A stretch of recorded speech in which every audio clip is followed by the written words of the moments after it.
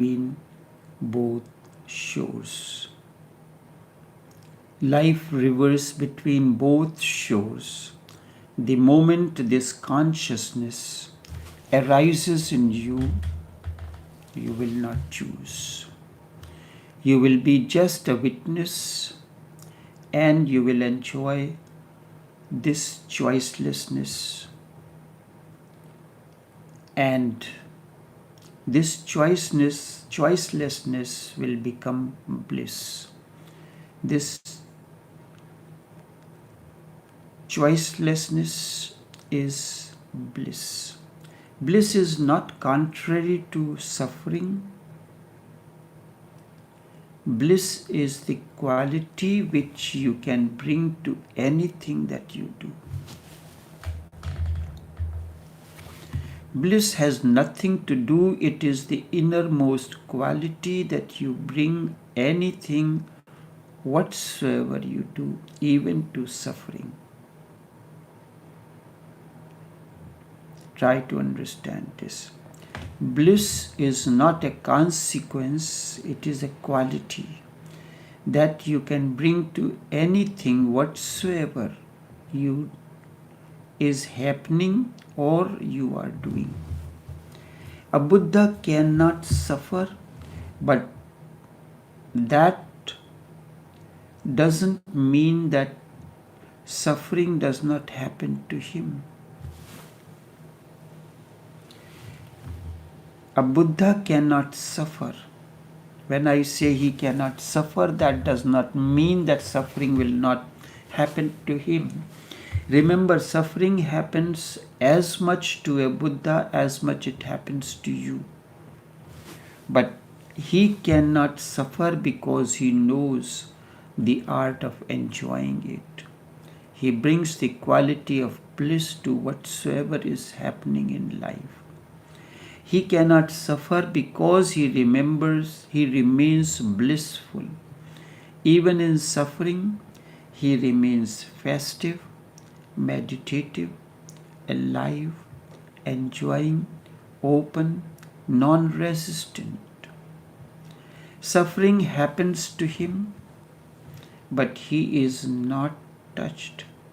It happens to him, and you say that I am suffering. If you change this statement that suffering is happening, suffering happens to him and he is not touched. Suffering comes and goes. It's like day and night. It comes and you adjust yourself to the night by turning on the lights, and that's it. Suffering comes and goes just like a breath coming in and going out. He remains himself. The suffering cannot push him aside.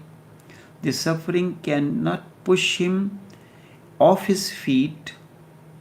Nothing can push him, neither suffering nor happiness. He exists only like a pendulum.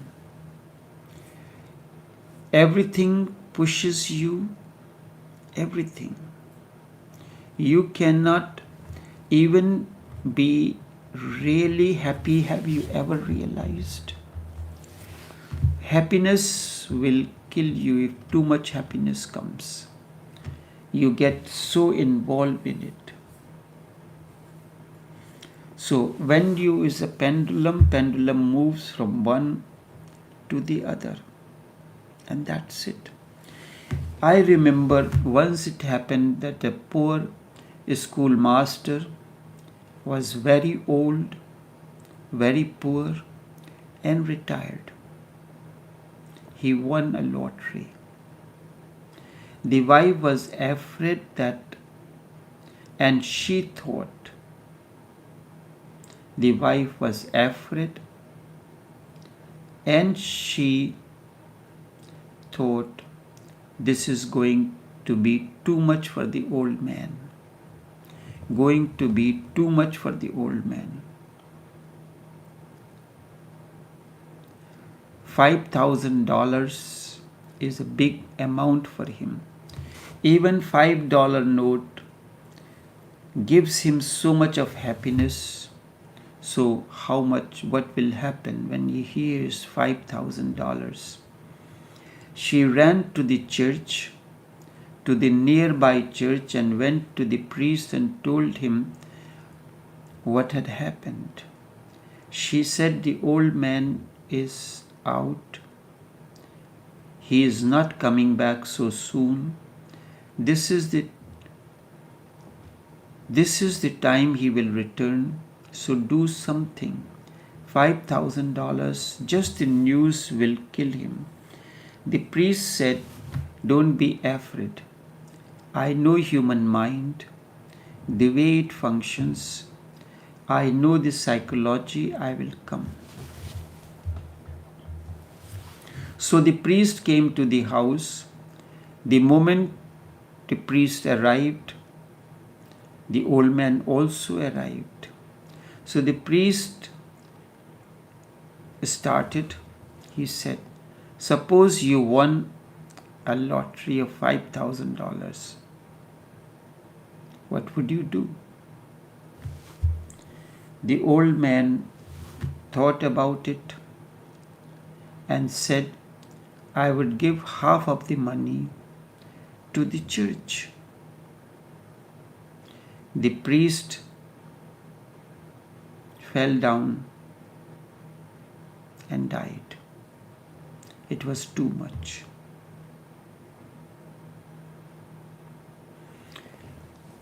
Even happiness will kill you because you get so involved in it. You cannot remain out of anything, suffering or happiness. Whatsoever comes to your door, you get so involved in it, you are just pushed out of your feet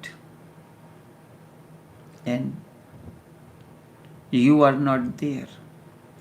Just a breeze comes in the house and you are no more there. So what I am saying, that if you do not choose, if you remain alert and awake and aware that this is how the life is moving, days and night come and go, suffering and happiness comes and goes, breath comes in and goes out. There is no clinging. You do not cling to the breath when it comes in, and when it goes out, you do not cling. You do not feel excited when breath comes in, and when breath goes out. This you have taken as natural and spontaneous. When day comes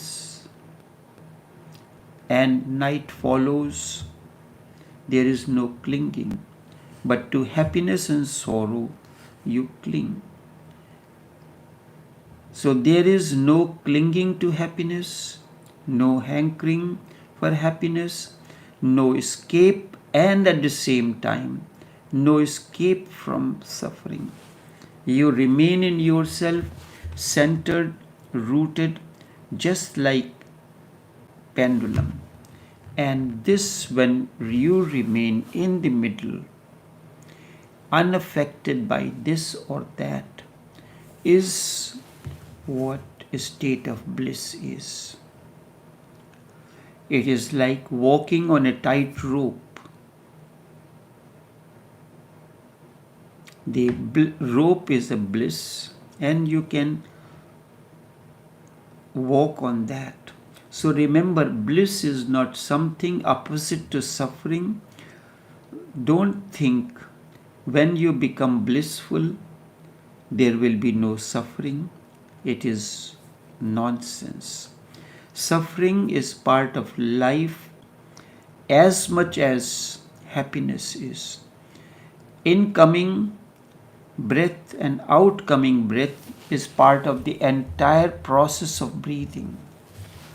When you completely disappear from the body, there is no suffering. When there is no birth, suffering ceases. But when you are lost in totality, then you are no more. Just a drop has fallen into the ocean and it is no more.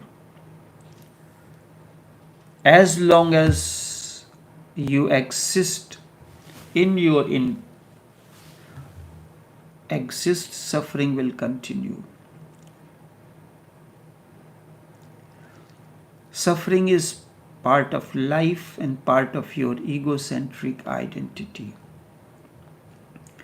But you can become aware, and the moment you are aware, suffering happens somewhere around you, but it never happens to you.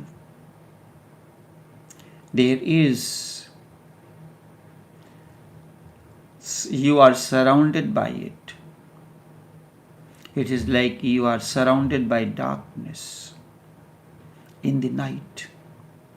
And during the day you are surrounded by light. Then happiness also never happens to you. Don't think that happiness will go on happening to you and suffering will not happen. Both will not happen to you. They just happen around you. Just as the light happens around you,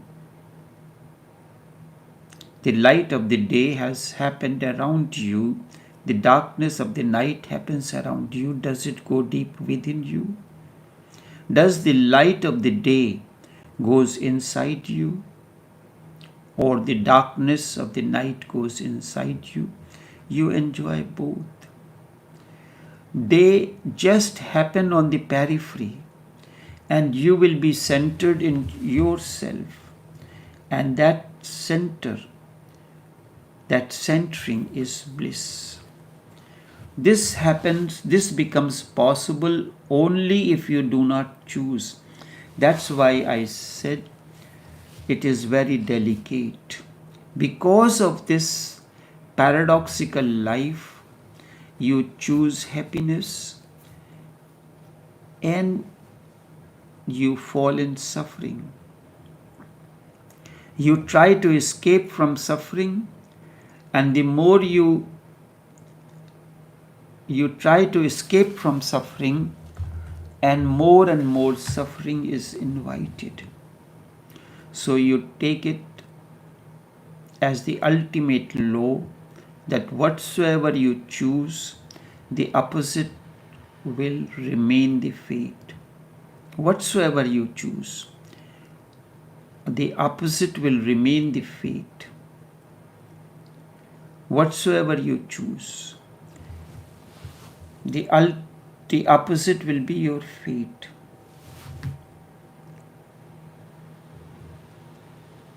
This, if you understand this, and you do not choose happiness or suffering, you remain simply alert and aware.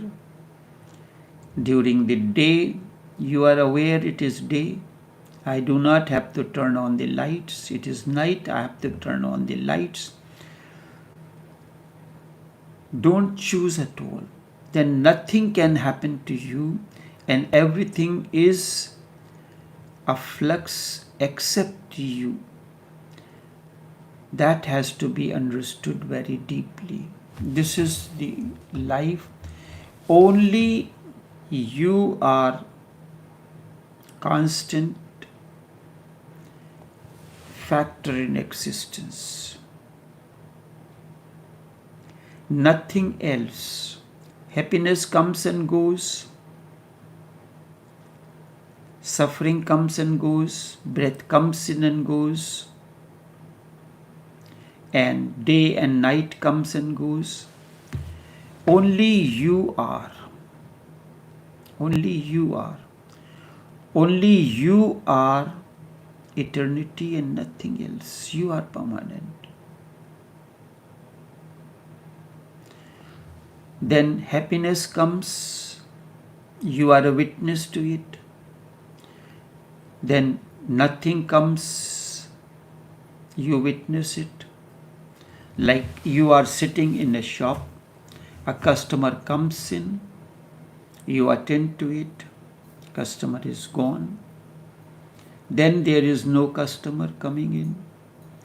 You are standing on a busy road corner, a car passes. Then there is a gap, no car passes. You are there standing. The things are happening around you. The traffic is happening around you. Vehicles are moving on the road. If you were a child, or if you move even further backwards, once you were just an atomic cell. You cannot even imagine it.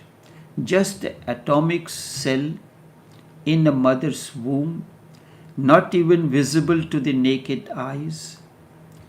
If that cell comes before you, you encounter it. You will not be able to recognize that once you were that. Then you were a child. Then you became young. Then you became old or lying on your deathbed. Many things happen in this lifespan to you. From atomic to lying down on the bed. Your whole life has been a flux like this. Nothing remained the same at all, even for 2 moments.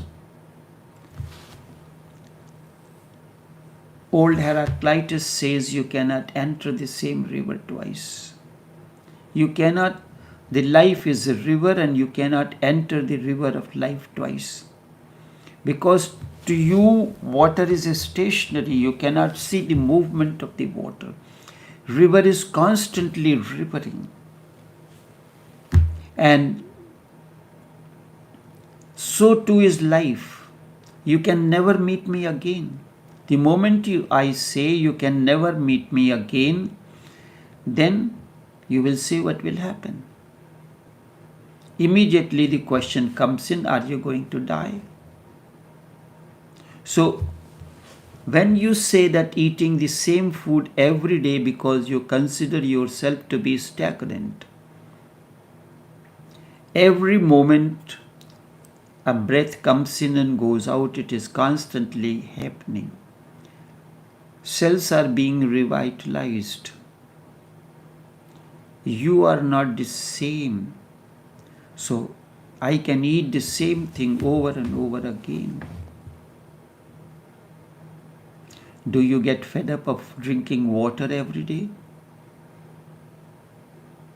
But with certain things you feel that the same food. Consider yourself. Heraclitus says you cannot step twice in the same river. You cannot meet the same man twice.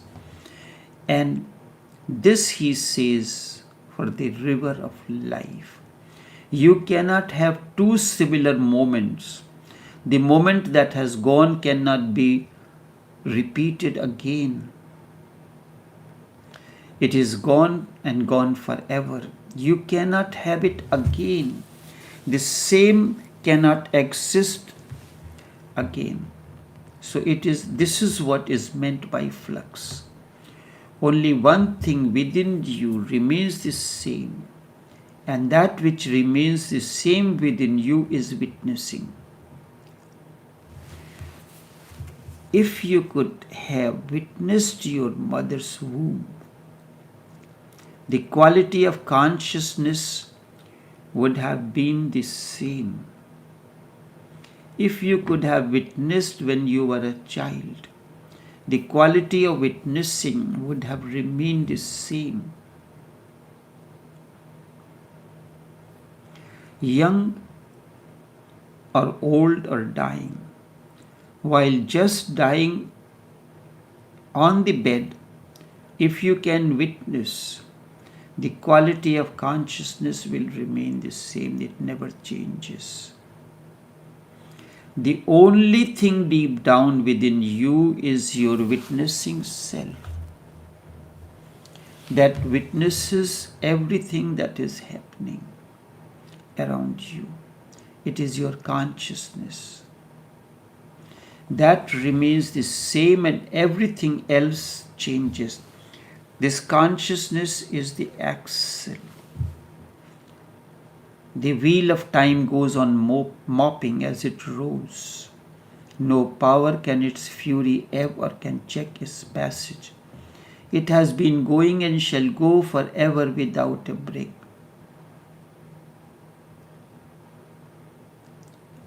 It has been going and shall go on forever without a break. Think over it. Therefore, introspect. Otherwise, you shan't have time to mend. You shan't have time to mend. The axle remains fixed. The wheel moves over it. And in moving, the moving wheel covers the distance. The moving wheel covers the distance. But the axle on which the wheel moves remains stationary. Consciousness, your witnessing self, remains stationary. The wheel of time keeps on moving over it. So just remember this. Only one thing deep within you is witnessing your consciousness that remains the same and everything else changes. And if you cling to the objects of the world of change, you will suffer. Nothing can be done about it. Nothing can be done about it. You are trying to do the impossible, and that is why the suffering is. Suffering is there because you are living against your consciousness and you are trying to do the impossible. I know. You never choose. But that is not the point.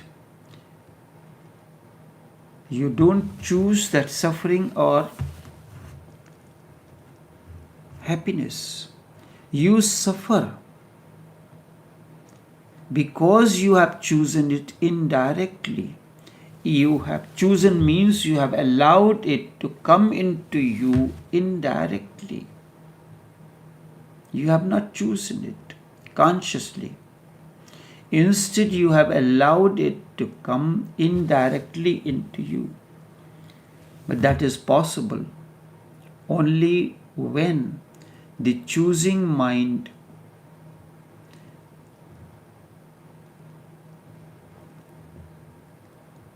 you have chosen it to come indirectly in you. Once you become aware of this indirectness of life, indirectly, unnecessary, without any invitation. If a guest comes without any invitation, whatsoever you have, you offer to the person.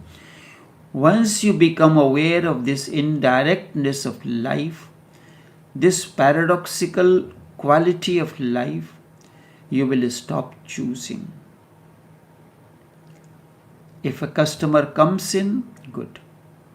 If not, that's it. When choice falls, the world disappears.